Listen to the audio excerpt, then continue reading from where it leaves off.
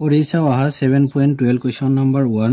তলৰ ভগ্নাংশ কেইটাক লঘিষ্ঠ আকাৰত প্ৰকাশ কৰা। তাই ইয়াত আমাৰ কি কৈছে যে তলত কিছুমান আমাৰ ভগ্নাংশ দিয়া আছে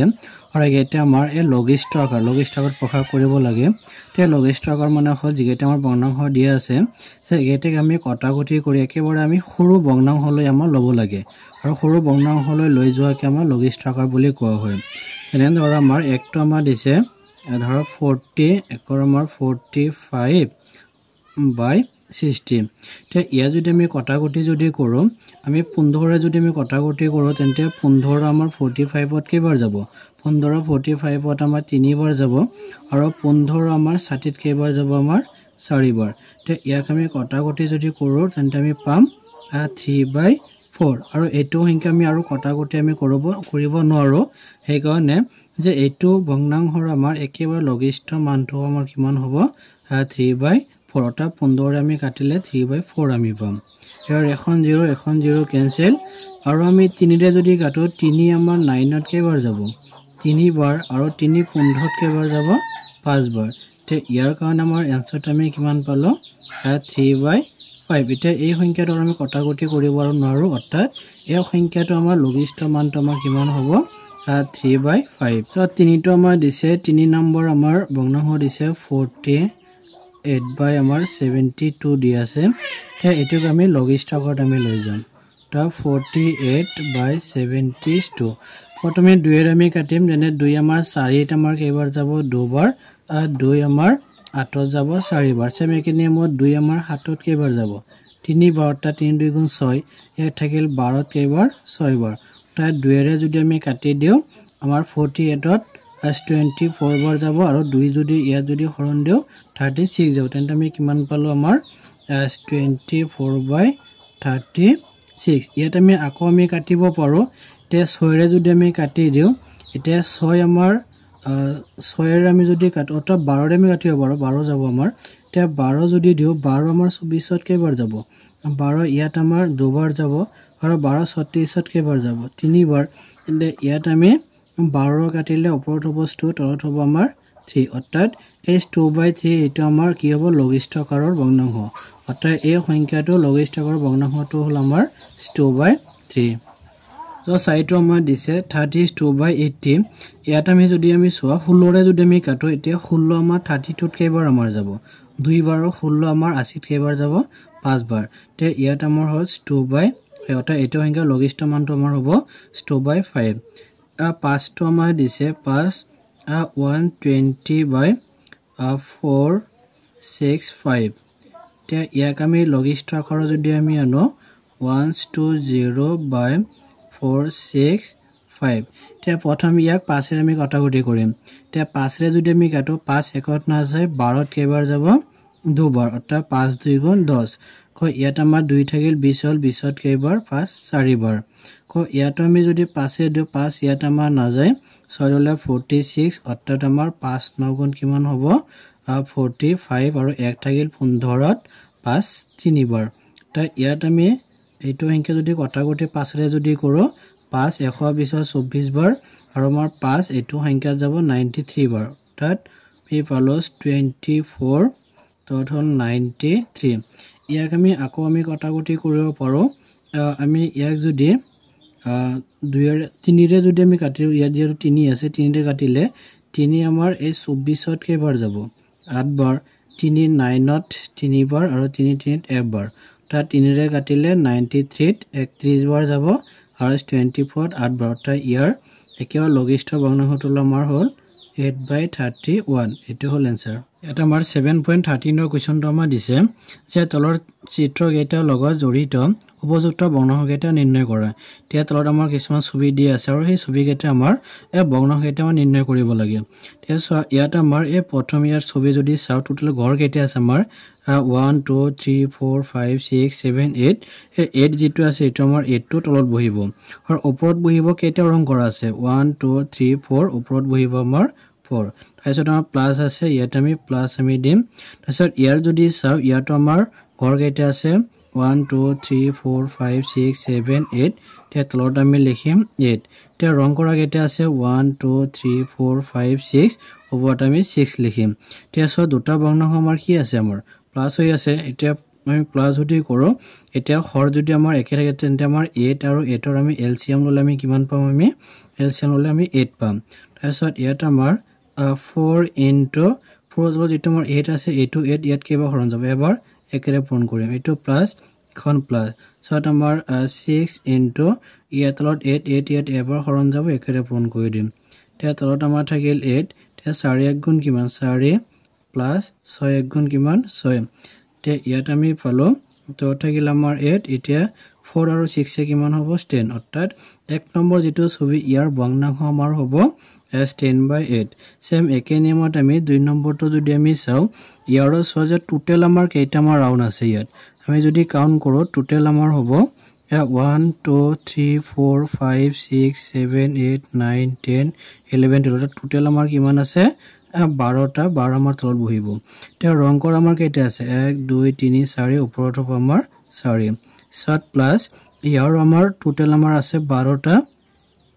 12 আমি লিখিম তে ৰংকৰ আমাৰ কেইটা আছে 12ৰ 3টা ৰংকৰ নাই মানে 9টা আমাৰ ৰংকৰ আছে ঠিকে এতিয়া তলত আমাৰ যদি ভগ্নাংশ হৰ যদি একে থাকে তে 12 ইয়াৰ 12 তেন্তে ইয়াৰ আমাৰ এলসিএম টো কিমান হ'ব আমাৰ 12 তাৰপিছত হল 4 পূৰণ ইয়াত অলপ 12 ইয়াত আমাৰ এবাৰ হৰণ যাব একেৰে পূৰণ কৰিম প্লাস 9 into ইয়াৰ তলত যেটো 12 ইয়াত এবাৰ হৰণ যাব একেৰে আমি পূৰণ কৰি দিম তে তলত আমাৰ থাকিল 12 তে 4 এক গুণ কিমান 4 প্লাস 9 এক গুণ 9 তে তলত আমাৰ থাকিল 12 এতিয়া 4 আৰু 9 এ কিমান হ'ব আমাৰ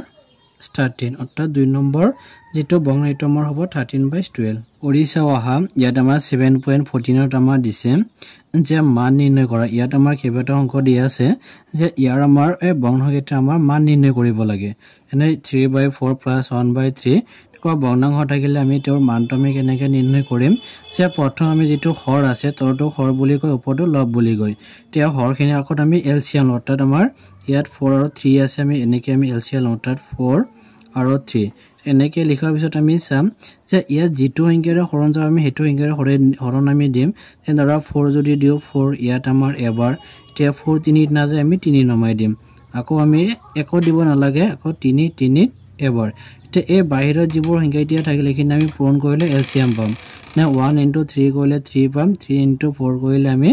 12 পাম অৰ্থাৎ এই 4 আৰু 3 যেটো এলসিএম এটা আমাৰ কিমান হ'ব আমাৰ 12 হ'ব তাৰ পিছৰ কামটো হ'ল এতিয়া আমি এই 3 ৰ লগত আমি পূৰণ কৰিম অৰ্থাৎ 3 পূৰণ কোনটো কৰিম 3 তলৰ যেটো আমাৰ 4 আছে এই 4 এটো বাৰত কেইবা হৰণ যাব যেনে এটো 3 বাৰ যাব আমি 3 ৰে ইয়াত পূৰণ কৰি দিম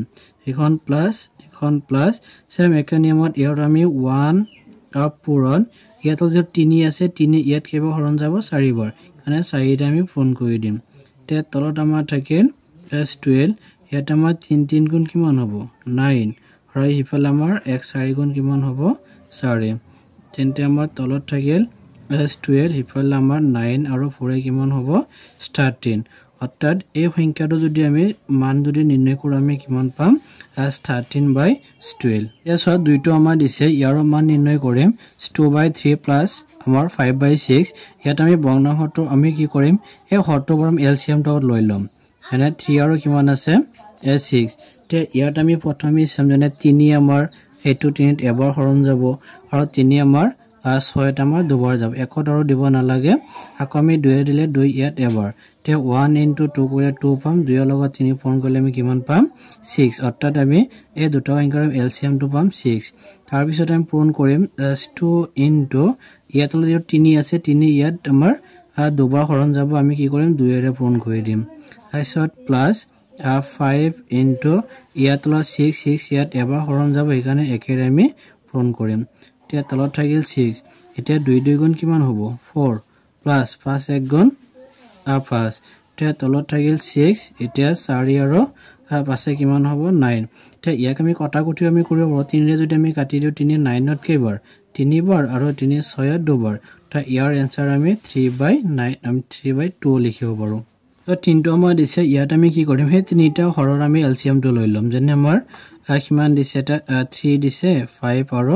7 এতিয়া ইয়াত আমি যে ইয়াৰ আমাৰ সংখ্যাৰ বেলেগ বেলেগ আছে অৰ্থাৎ আমি 3 যদি ইয়াত দিও 3 ইয়াত একবাৰ 5ত নাযায় 5এ নমাই দিবা 3 7ত নাযায় আমি 7এ নমাই দিম মানে সম্পূৰ্ণভাৱে হৰণ যাব লাগিব আকৌ 5 যদি দিও 5 5ত এবাৰ 7ত নাযায় 7এ নামিব আকৌ আমি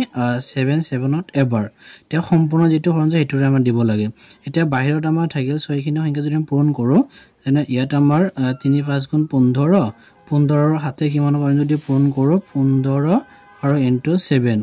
7 5 35 5 7 3 আৰু ইফালে 7 গুণ 7 3 কিমান হ'ব 10 অৰ্থাৎ এই আমাৰ হৰ তিনিটাৰ যদি আমি এলসিএম যদি চাও তেন্তে আমি কিমান পাম তেওঁৰ এলসিএম টো আমি পাম 105 পাম সেম একে নিয়মত আমি প্ৰথম হে 2 এৰে পূৰণ অৰ্থাৎ 2 পূৰণ তে এটো 3 আমাৰ ইয়াত কেবা হৰণ যাব তে 3 টো বাদ দিলে কিমান থাকিল আমাৰ 5 3 গুণ আমাৰ সৰি 5 7 গুণ 35 অৰ্থাৎ 35 বাৰ হৰণ যাব তাৰপিছত plus 4 into এটো 5 আমাৰ এটা ইয়াত কেবাৰ যাব এটা 5 বাদ দিলে কিমান থাকিল 3 আৰু 7 থাকিল অৰ্থাৎ 3 7 গুণ কিমান হ'ব 21 সত প্লাস 3 into এটা 7 ইয়াত কেবাৰ যাব এটা 7 বাদ দিলে 5 3 গুণ 15 অৰ্থাৎ আমাৰ কিমান হ'ব 15 বাৰ হৰণ যাব এতিয়া তলত থাকিল আমাৰ 105 তেখিনি যদি আমি পূৰণ কৰো এটা 35 ৰ লগত 2 পূৰণ কৰিলে আমি কিমান পাম 70 পাম সত প্লাস এতিয়া আমাৰ ইয়াত হল আমাৰ 21 লগত 4 যদি পূৰণ কৰো আমি কিমান পাম 84 পাম প্লাস এতিয়া 15 লগত 3 যদি পূৰণ কৰো আমি 45 পাম একে ইয়াৰ 105 তে ইয়াৰ গোটেইখিনি আমি প্লাস কৰি দিম অৰ্থাৎ 70 ফালে 84 ফালে 45 ফালে হল আমাৰ 9 ফালে হল আমাৰ 12 12 আৰু ইফালে 7 হ'ব 9 অৰ্থাৎ